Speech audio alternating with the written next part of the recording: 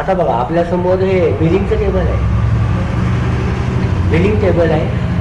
इथं प्रोडक्ट दिले, क्वांटिटी दिलेलं आहे, मग रेट दिलं आहे, आपल्याला अमाऊंट करायचं आहे.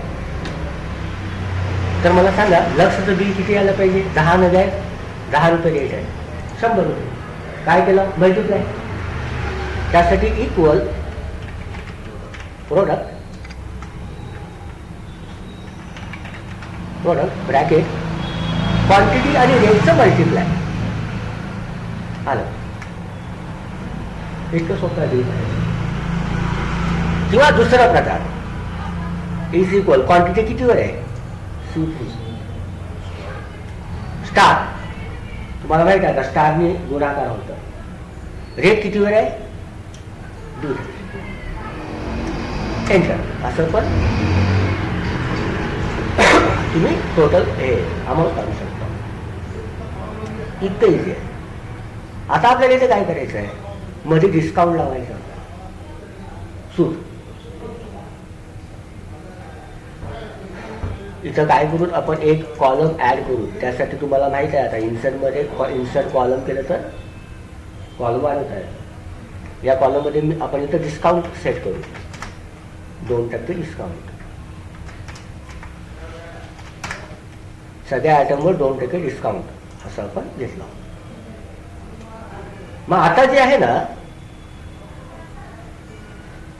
आता जो बिल अमाऊंट येणार ते चुकीचं आहे. म्हणजे हे 100 रुपये नाही, आता 2% कमी होऊन यायला पाहिजे. बरोबर. फॉर्म्युला नीट बघा काय करायचं. डिस्काउंट वजा करून बिल पाहिजे आपल्याला. तर पहिला काय करायचं? आपलं टोटल बिल किती आले ते काढायचं. Is equal total C3 star D3 quantity into rate. हे 100 रुपये. यामधून -2% करू नका. 2% फक्त हे संख्या आहे. आपल्याला टोटल बिलचे 2% लेस करायचे, म्हणून परत टोटल करायचं होतं. परत एकदा क्वांटिटी इंटू रेट घ्यायचं. या बिलला, या टोटल बिलला मल्टिप्लाय करायचं 2%. म्हणजे हे किती आहे? 100 आहे. बरोबर. 100 इंटू 2% किती होते ते?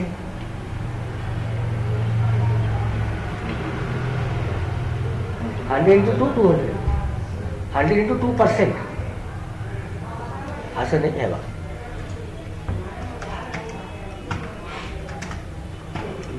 शंभरला मल्टिप्लाय केला 2%. किती आलं होतं? 2. म्हणजे 100चे 2% 2 रुपये. 100चे 50% 50 रुपये. बरं की नाही?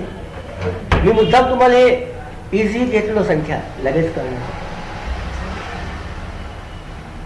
100चे 2% गुणाकार केले तर येतं तुम्हाला याचा आकडा. 100चे 20% 20 रुपये. एवढं सोपं आहे. मग इथं आपण तेच केला. पहिला आपण टोटल बिल काढला अगोदर. हे 100 रुपये मायनस. परत quantity into rate. Total bill काढला परत. हे 100 रुपये.